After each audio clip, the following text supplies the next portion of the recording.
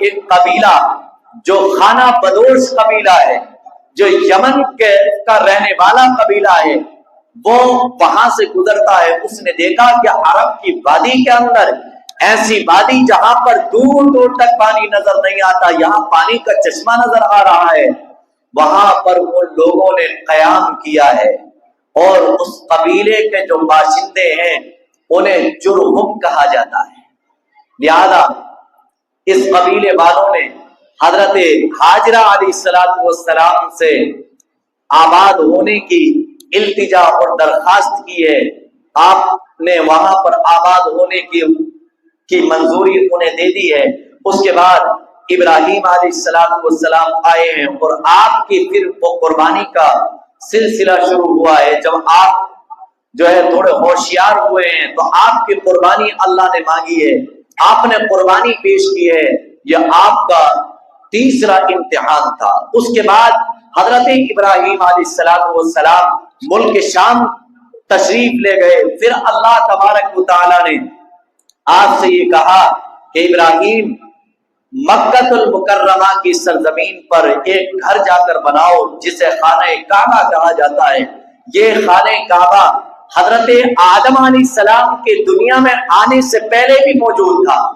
حضرت نوح علیہ السلام کے زمانے میں جب طوفان نوح آیا تو اسے آسمان پر اٹھا لیا گیا اور پھر اثر نو اس کی تعمیر حضرت ابراہیم علیہ السلام نے کی. آپ ملک شام سے عرب پہنچے اور اسماعیل علیہ السلام سے کہا کہ بیٹے مجھے اللہ کا ایک حکم آیا ہے. اللہ نے یہ کہا کہ فلاں ٹیلے کے پاس ایک اللہ کا گھر تعمیر کرو. اس کی سرحدوں پر اللہ نے اس کی بنیادوں کو ریت کے ذریعے سے اوپر پہچان کے لیے اٹھا رکھا تھا. لہذا ابراہیم علیہ السلام نے جب یہ بات اسماعیل علیہ السلام سے کہی تو آپ نے فرمایا کہ ابا جان جب معاملہ اس طرح ہے تو آپ دیر کیوں کر رہے ہیں، اس کام کو کر گزریے. اب اللہ کے گھر خانہ کعبہ کی تعمیر ہوتی ہے. خانہ کعبہ تعمیر کیا گیا. حضرت ابراہیم علیہ السلام تعمیر کر رہے ہیں اور ایک پتھر ہے جسے اللہ نے مقام ابراہیم کے نام سے قرآن مقدس کے اندر بھی بیان کیا ہے. وہ پتھر پہاڑ کا کام کر رہا ہے. ابراہیم علیہ السلام اس پر کھڑے ہو کر تعمیر کر رہے ہیں اور اسماعیل علیہ السلام پتھر اٹھا کر دے رہے ہیں. اس پتھر کو آج بھی مقام ابراہیم کہا جاتا ہے اور اس پر ابراہیم علیہ السلام کے قدموں کے نشان آج بھی موجود ہیں. لہذا جب اللہ کا گھر تعمیر ہو گیا اب اللہ کے نبی حضرت ابراہیم نے دعا کی ہے ربنا وابعث فیہم رسولا منہم یتلو علیہم آیاتہ ویزکیہم وَيُعَلِّمُهُمُ الْكِتَابَ وَالْحِكْمَةَ وَإِنْ كَانُوا مِنْ قَبْلُ لَفِي ضَلَالٍ مُبِينٍ. اے اللہ میری ذریت کے اندر ایک ایسا پیغمبر پیدا فرما کہ جو میری قوم کو صحیح راستے کی دعوت دے، انہیں کتاب اور حکمت سنائے، قرآن کی تلاوت کرے، اللہ کی کتاب کو پڑھ کر سنائے. لہذا اس کے بعد جو یہ یمن کا قبیلہ جرہم کے نام سے عرب کے اندر آ کر آباد ہوا تھا، اس کے اندر قبیلے بنو جرہم کا ایک سردار ہے جس کا نام مزاج ہے.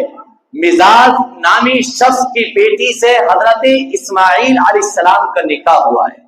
اب اسماعیل علیہ السلام کے 12 بیٹے پیدا ہوئے جن میں بڑے بیٹے کا نام نابل ہے.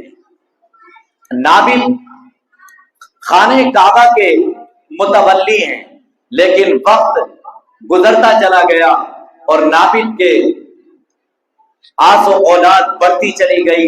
لہذا نابل اپنے ملک سے عرب سے اپنے خاندان کے کثیر ہونے کی وجہ سے یہاں سے آپ چلے گئے اور اس خانہ کعبہ کی متولی بننے والے لوگ وہ قبیلے بنو جرہم کے لوگ تھے. کچھ عرصے کے بعد صورتحال یہ ہوئی کہ انہوں نے خانہ کعبہ کے چڑھاوے کا، خانہ کعبہ کی رقم کا غلط استعمال کرنا شروع کیا اور اس کے بعد نابل کی خاندان سے نسلاً در نسلاً جو سلسلہ چل رہا تھا انہوں نے آ کر خانہ کعبہ کی تولیت کو اپنے ہاتھ میں لیا اور انہی میں سے ایک شخص نابل کی اولاد میں سے ایک شخص ہیں جن کا نام عدنان ہے.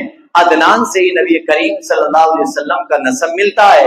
یہ سارا خلاصہ آپ حضرات کے سامنے بیان کیا گیا ہے. اللہ سے دعا کریں اللہ تبارک و تعالی مجھے بھی اور آپ تمامی حضرات کو اس پر عمل کرنے کی توفیق نصیب فرمائے، اور ہمارے سامنے اللہ کے نبی صلی اللہ علیہ وسلم کی جو سیرت طیبہ آ رہی ہے صحیح معنی میں اس کو سمجھ کر اس پر عمل کی توفیق نصیب فرمائے۔